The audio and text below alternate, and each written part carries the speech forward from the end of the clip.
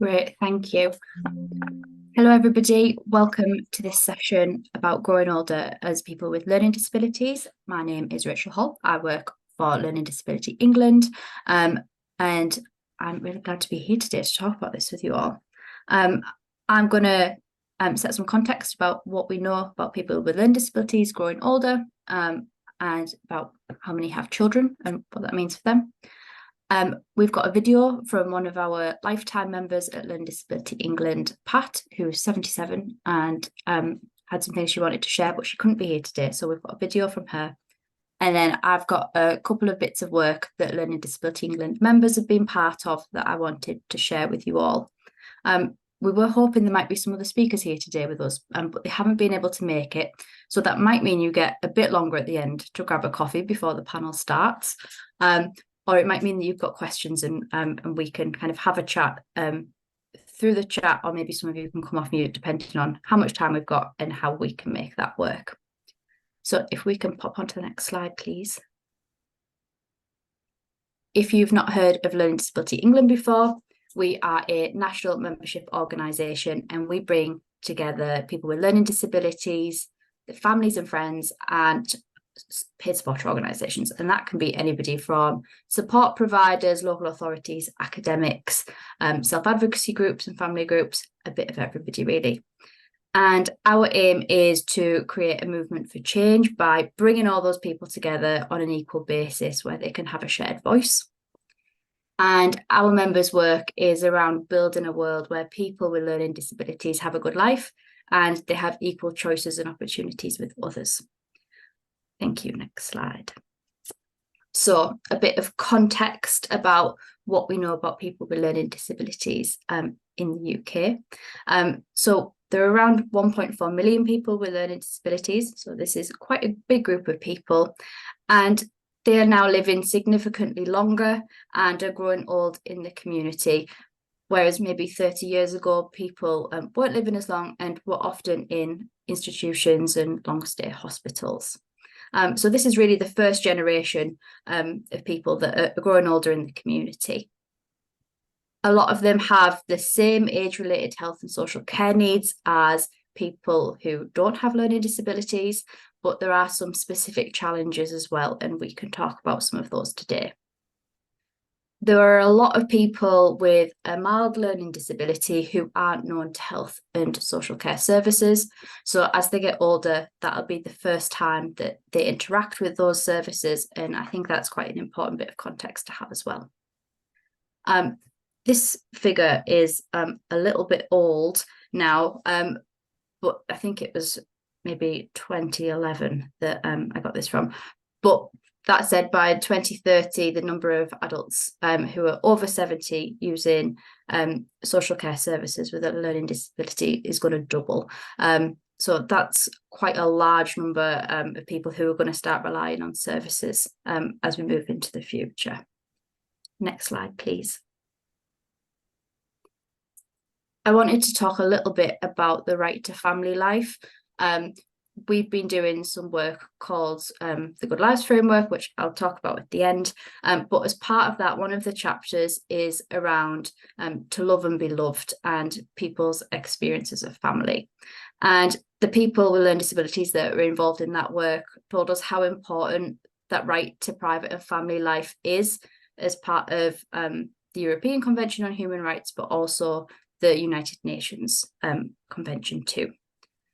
So people told us their experiences around relationships were that loving and sexual relationships were not prioritised or supported by the people who supported them, that there was a concern that services don't value people's long-term relationships, and this could be anything from family relationships, friends, to partners.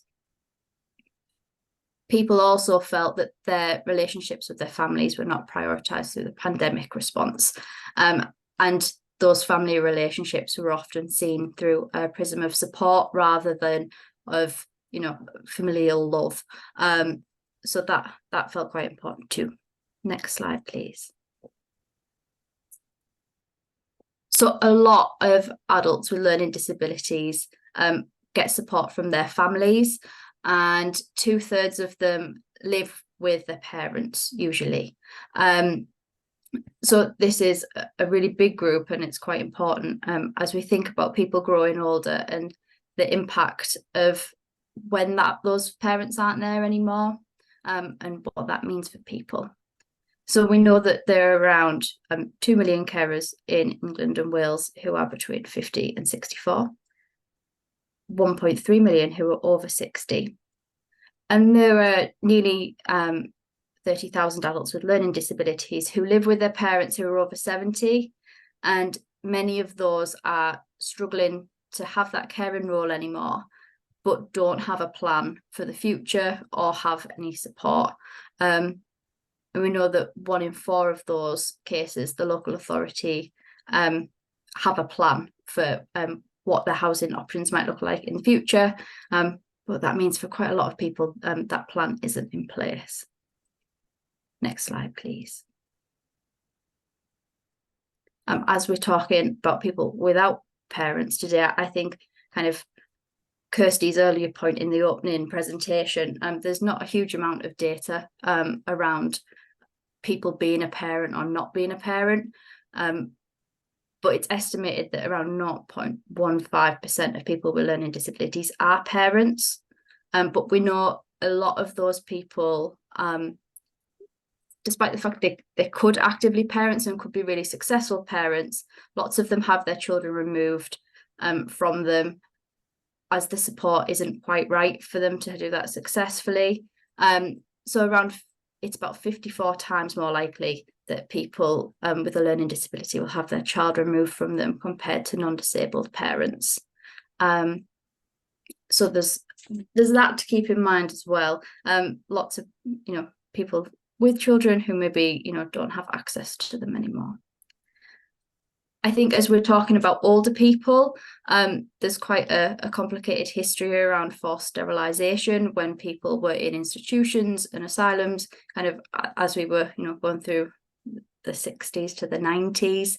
And there was a lot of people advocating for that as the most effective method of birth control at the time. So lots of people not given a choice around what their family situation looks like. And yeah, I think that's really important to think about. Next slide, please. A little bit about housing support. As I said before, 2/3 of adults with learning disabilities live with their families. And a lot of those families find planning for the future really difficult for when they no longer can care or have passed away. So for a lot of them, somebody becoming ill or dying can be a real crisis point. And that means a lot of people end up living in places that aren't right for them. So there are a lot of people with learning disabilities who are placed in older people's residential services at a much younger age than we would typically expect. And that often doesn't meet their needs, what they want, and especially doesn't kind of fit with the activities or the life that they're hoping to live. And it's done in a crisis, but there's often very little advocacy to find something different for moving forward. Next slide, please. So I've got a video here from one of our lifetime members, Pat.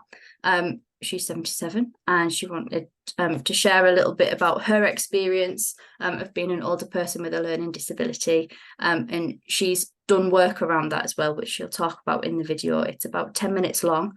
If you can't hear it once it starts, it would be great if you can pop that in the chat, because sometimes as we're clicking play, it doesn't let us know you can't hear it. So that would be great. Thank you. I'm Patricia Charlesworth, and I'm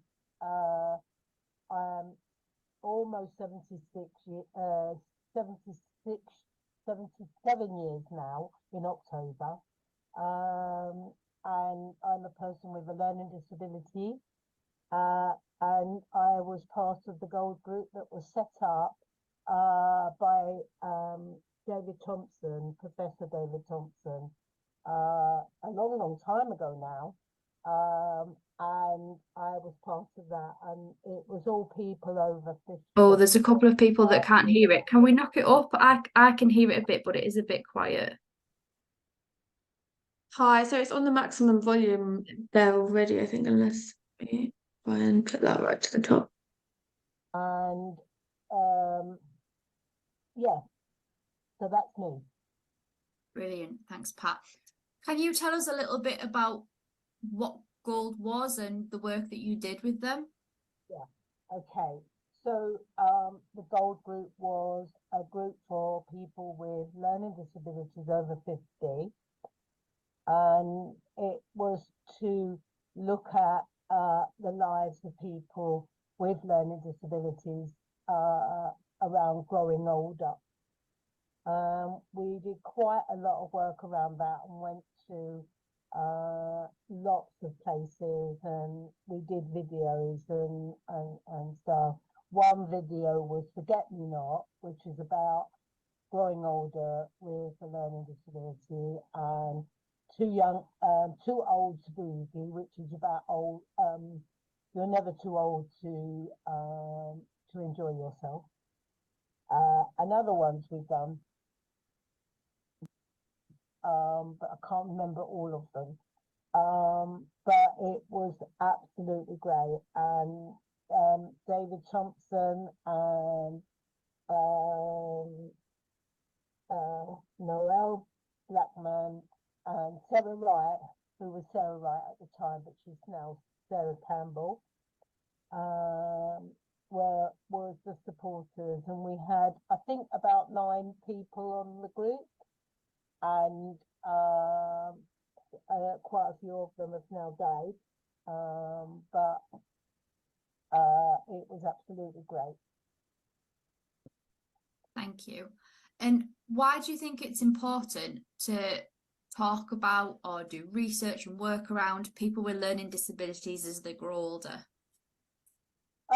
Because we are people, we're human beings, we're here, we're not from outer space, and you know, we have lives, and our lives are important, and we grow older as well. So, and as you grow older, so you can't do the things that you used to be able to do when you were younger. Although I challenge that, my brain is very young, but my body's not. It's a 77-year-old body, so it's getting older, and it can't do the things it used to do when I was younger. So that's why it's important, because we're human beings too. You've talked a little bit about your family and your parents, and you've talked about kind of church and the people you've got there. And I wonder, has like the support that you've got changed over the years? Is it different now? And it is different, because up until April, maybe 2 years ago, it may be shorter than that. I now get care. I have someone come in for 45 minutes, Monday to Sunday. So that's really helpful, and it helps me to, because I don't like having shower on my own, with nobody here, because in case I fall. So, you know, I like someone here when I have a shower.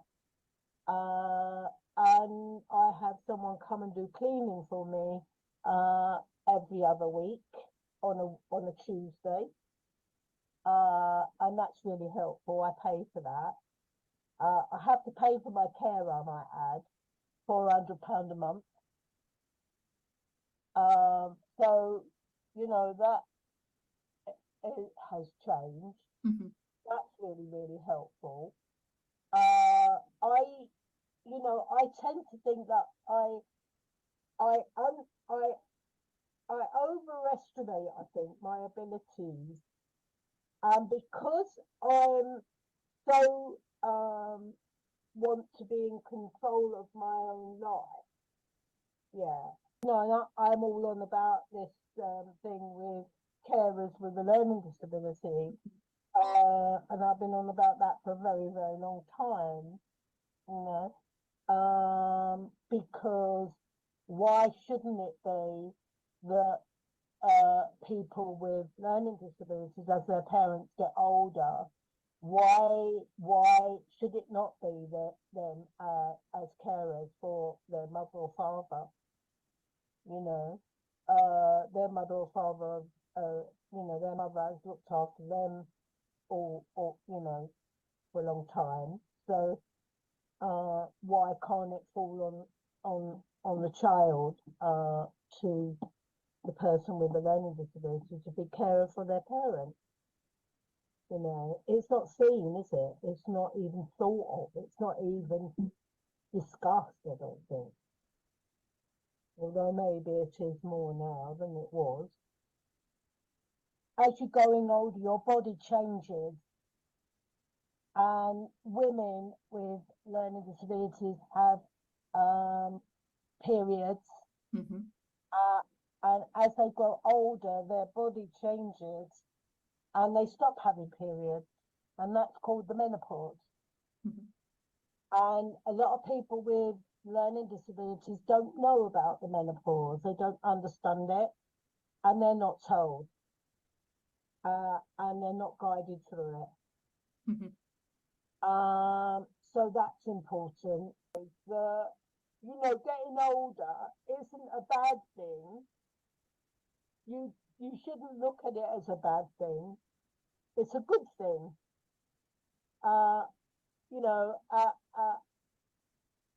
It's so important for that, and it's important for people with learning disabilities, and to realise that and to learn. And I think it's a learning curve for all of us, whether we have a learning disability or not. And you're not very old, but you're getting old, if you see what I'm saying. So maybe you can't do some of the things that you used to be able to do when you was a child. Yeah. So that's part of growing older. So it happens to all of us. It doesn't just happen to people with disabilities. And we've got to realise that. But we're not prepared for it. So people don't see us, because children like me didn't live very long. We died very, very young, maybe sometimes. And people with learning are still dying young, but not because of their learning disabilities. It's because of people's attitude around learning disabilities. Mm-hmm. And just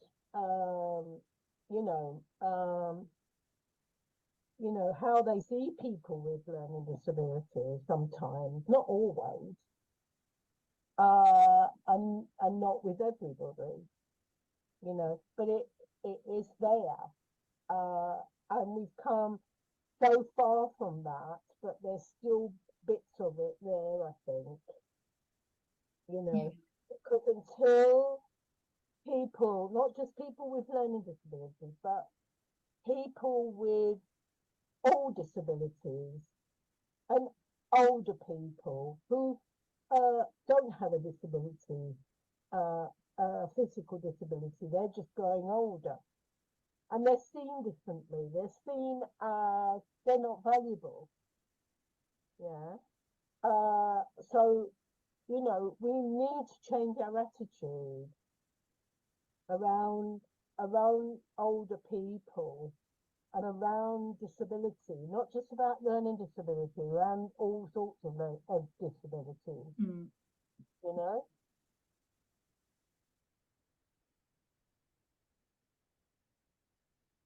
And I think that's the end. Thank you for putting up with that. If it was quiet for you, it sounded much louder on my computer than I think it probably has for some of the rest of you. So yeah, that was Pat. She actually had loads to say. It was a shame she couldn't come. She spoke to me for 45 minutes when we were chatting about this, and my editing skills wouldn't allow me to cut that down well enough to get it all in for you, but I thought she had some really interesting things to say. Have the next slide, please. So I wanted to talk a little bit about this piece of research called Going for Gold, which happened across Greater Manchester in 2020. And you can see along the bottom the collection of organisations that were involved there, and several of them are Learning Disability England members. So this was an inclusive piece of research that had 16 people, older people with learning disabilities, on the team. And the research was around how do you reduce social isolation in older adults with a learning disability, and to find out what makes somewhere an age-friendly place to live. And working with Manchester Metropolitan Uni, they interviewed 59 older people with a learning disability. Next slide, please. So I've got some of the key findings here, and then a little bit more detail about some of them after. So the first of the key findings was that we really need to promote ageing well for people with learning disabilities so that they can understand what it is to age positively. Secondly, that people with learning disabilities need support throughout their lives to live a healthy lifestyle, to remain healthy for longer. That older people with learning disabilities need to be better supported to deal with the transition that takes place when their parents die. And there are a lot of important influences on what makes an area a good place to live for older people with a learning disability, and lots of that is around local amenities, the environment, transport, local people, and feeling safe. Next slide, please. So as part of the study, people talked about their experiences of growing older and how that felt. And most of the participants viewed growing older as something that was negative. And they were really concerned about kind of the loss of time, the loss of people in their lives, and often feeling like a burden in growing older and losing that independence, which was a big worry for them. There was a lot of uncertainty about what the future would hold for them, and people hadn't really had the opportunity to talk about the physical changes that might happen to them as they grow older. As Pat mentioned in her video, the menopause, lots of people hadn't had conversations around what would happen to their body and how it would change. A lot of people were concerned about going grey and what that would mean for them. And there hadn't been any space created for them to have conversations around their feelings or concerns about that. There wasn't a lot of information, accessible information available to people around that. It was mostly around end-of-life care rather than growing older well. So I think there's a big gap there in terms of information for people. Next slide, please. There was some positive experiences of growing older though, and people really liked gaining new roles within their family, you know, and becoming aunts or uncles, and having those relationships still with their extended family. A lot of people kind of looked forward to retirement, but there was also a big group that really looked forward to continuing doing the paid work they did or voluntary work. And people enjoyed having time to create mutual caring roles, which is what Pat spoke about as well. Whether that was for their parents or maybe neighbours and other people that they knew, you know, and taking on that role and doing things to support each other. I can see there's some questions. I'll come to them at the end if that's okay. One of the big things that came out of this research was that a lot of older people were really lonely, and the research classified them as lonely rather than being socially isolated, because they found that people had quite a lot of contacts, but they didn't have kind of the deep, meaningful relationships that they were looking for.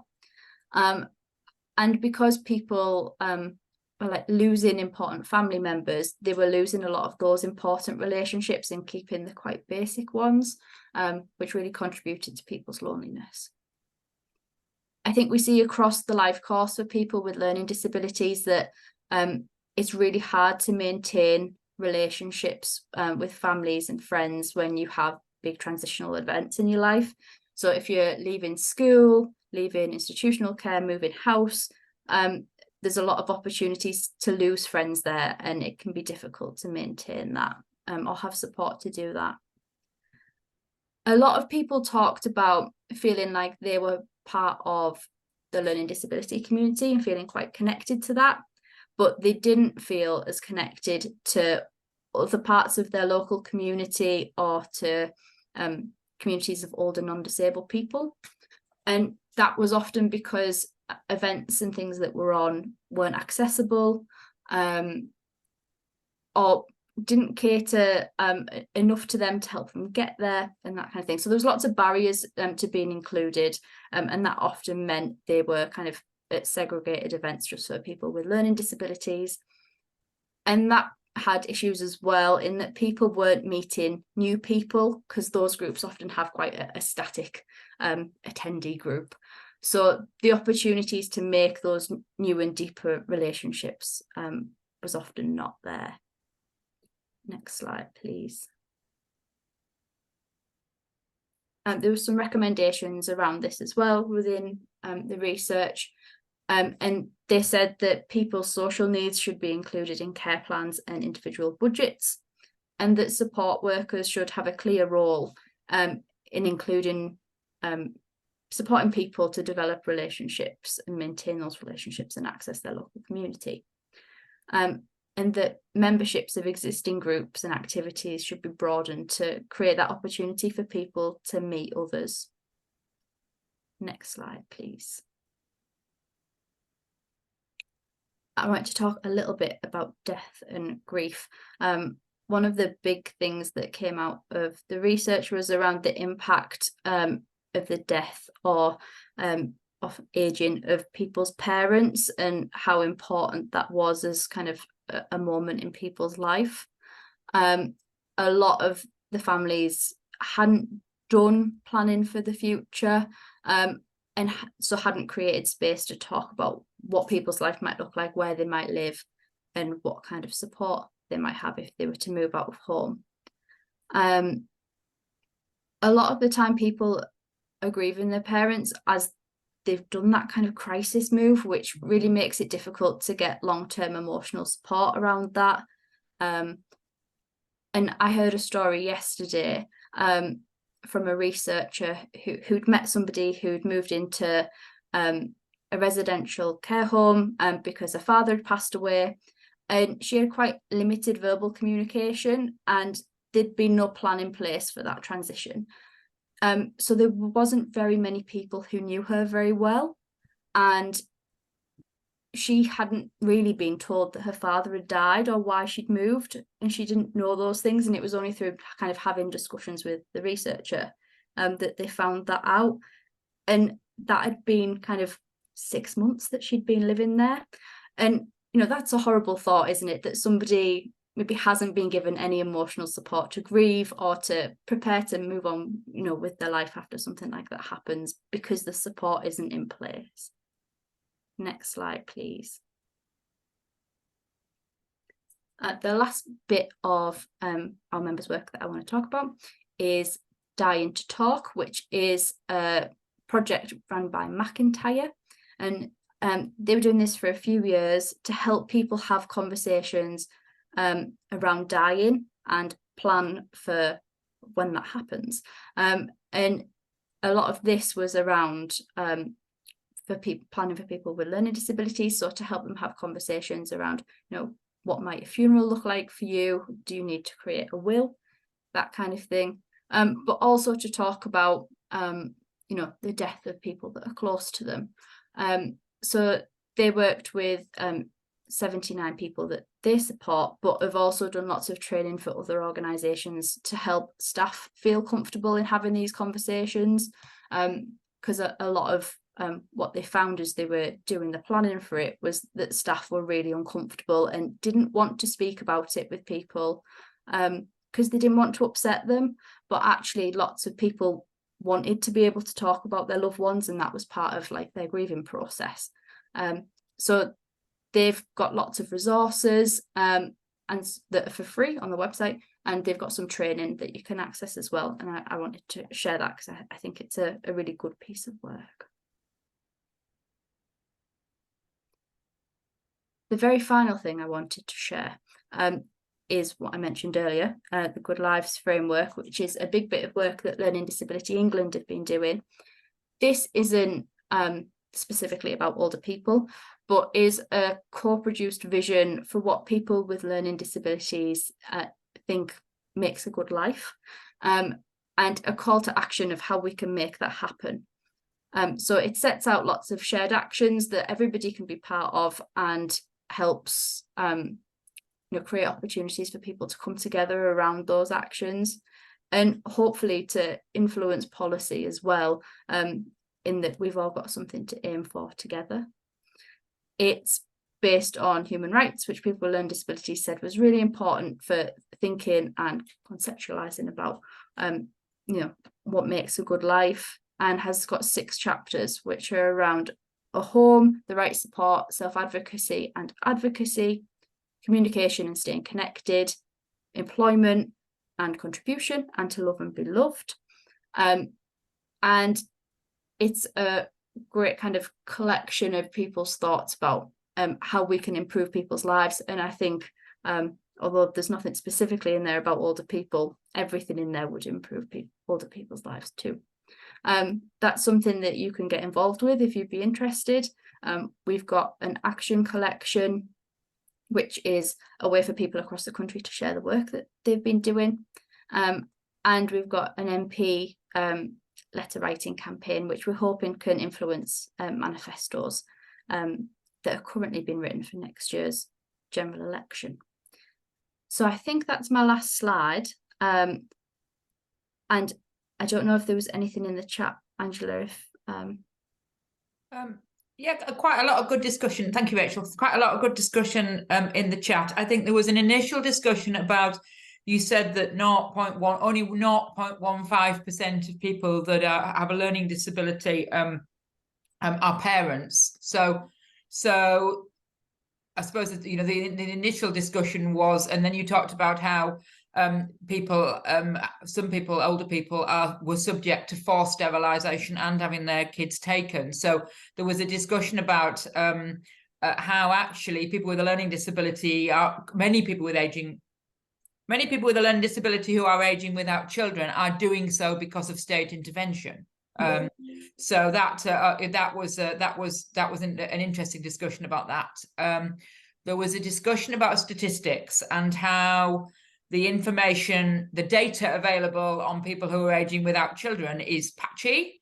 The data available on people with a learning disability is patchy, particularly people who are not known to services. So then there was a kind of a discussion about how people with a learning disability aging without children, the awareness is just not there, and it's probably a huge group of people, and because it's most people with a learning disability, other than the 0.15%. I think that was probably the primary thing from the chat. Gus was talking about how things are changing around data, and the Office for National Statistics, that these more recent generations, the data will be better moving forward. And then there was a discussion about how people with a learning disability are often supported by siblings rather than their children, but that those siblings are also aging. Gus also asked whether the GOLD research included people from minority ethnic groups. That was the so there were people involved in it, but not enough for them to draw specific conclusions, is what I understand. I wasn't directly part of the research. So yeah, there were people part of it, but they didn't make any particular recommendations around minority ethnic communities. But I think that's something they were quite aware of as they were going through the research. And it's something that Learning Disability England is kind of pushing for more of an understanding of in the work that we're doing. 'Cause quite clearly, there's some things we need to pick up on there and understand. And then Gordon's been sharing his own personal experience of aging without children, living with autism, mental health problems, etc. Thank you, Gordon, for that really strong insight into all of this kind of playing out in reality, really. Yeah. I think we've only got 10 seconds. I better shut up. Thank you for that, Angela. I can share links as well within the PowerPoint of as it goes out that are connected to all the things I've talked about if you want to go and look at them in any more detail. And Kira's put a couple of bits in the chat, so that's good. Yeah, thank you, Rachel. And we'll share any links as well with the follow-up email to people if you want to share those. So thank you so much, both.